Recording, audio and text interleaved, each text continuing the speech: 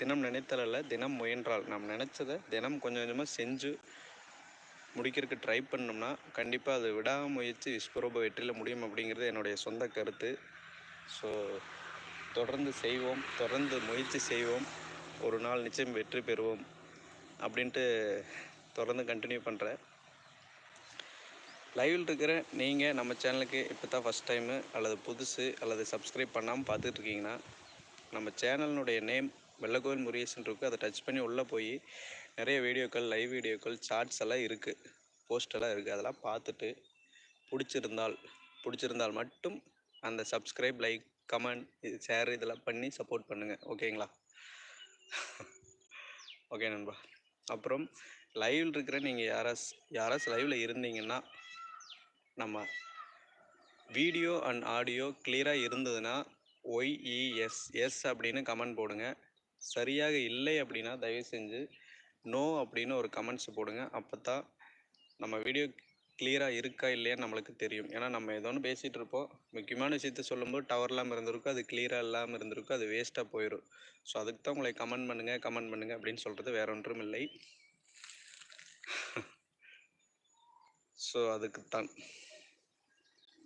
ஓகேவா? அப்புறம் நீங்கள்லாம் லைவில் வரவங்கெல்லாம் எங்கேருந்து பார்த்துட்ருக்கீங்க அப்படின்னு உங்கள் ஊர் லொக்கேஷன் கொஞ்சம் டைப் பண்ணி விட்டிங்கன்னா நம்மளுக்கு சந்தோஷமாக இருக்கும். அடைச்சா இங்கேருந்தெல்லாம் நம்மளை பார்க்குறாங்கடா, நம்ம சொல்கிற நல்ல விஷயங்கள் 4 ஊருக்கு போய் சேருது அப்படின்னு கொஞ்சம் நமக்கும் நிம்மதியாக இருக்கும், தொடர்ந்து செயல்பட உந்துகோலாக இருக்கும். அதுக்காக தான் கமெண்ட் பண்ணுங்கன்னு சொல்கிறது. அப்புறம் அந்த ஹார்ட் பட்டனை டச் பண்ணிடுங்க. அது எதுக்குன்னா லைக்கு. இந்த லைக் போடுங்கன்னு எதுக்கு சொல்கிறாங்க தெரியுங்களா?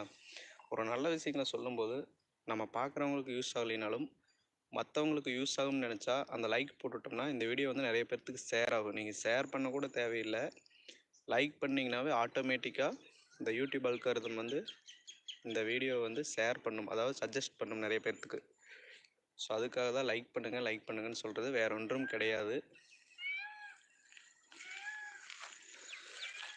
இப்போ பார்த்திங்கன்னா மீடியாவில் முக்கியமாக இந்த யூடியூப்பில் பார்த்திங்கன்னா நிறைய கெட்ட விஷயங்களை தான் முன்னெடுத்து செஞ்சிட்ருக்காங்க, வியூஸுக்காகவும் ரெவன்யூக்காகவும்.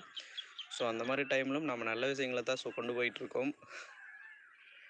ஒரு நாள் வெற்றி பெறுவோம் அப்படின்னு தான், மற்றவங்களுக்கு நம்ம முன்னோடியாக இருக்கணும் அப்படிங்கிற ஒரு காரணத்துக்காகவும் தான். கெட்ட விஷயங்களை போட்டு உடனே பெரிய ஆள் ஆகிறது அது பெரிய விஷயமே கிடையாது. நீங்கள் ஒன்றுமே இல்லை, சும்மா ஒரு பேட் வேர்ட்ஸ் பேசுனீங்கன்னா அந்த வீடியோ போகும், மில்லியன்ஸ் கணக்கில் வியூஸ் போகும். அது நமக்கு தேவையே கிடையாது.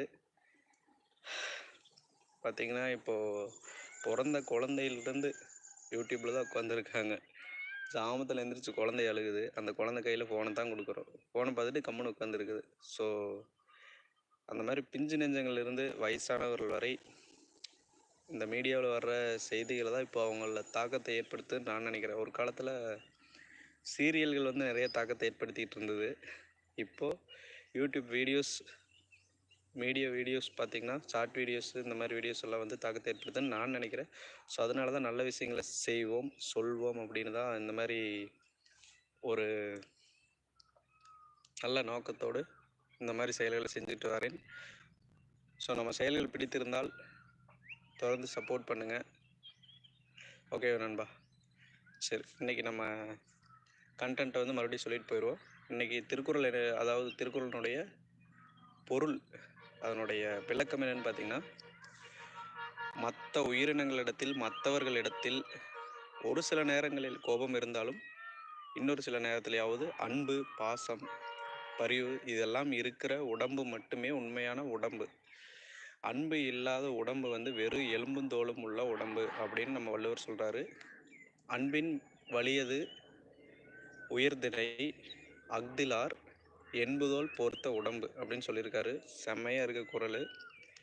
முடிஞ்சால் இதை புக்ஸில் இருக்குது, 6th புக்கில், தமிழ் மீடியம் புக்கில் திருக்குறளில் இருக்குது, பாருங்கள், படித்து பாருங்கள். அப்படி இல்லைன்னா திருக்குறளில் அது என்ன அதிகாரம் அப்படிங்கிறது எனக்கு தெரில, நாளையிலேருந்து கொஞ்சம் ட்ரை பண்ணுவோம் அந்த அதிகாரம் அதெல்லாம் சொல்லி அப்புறம் குறள் சொல்ல பார்ப்போம்.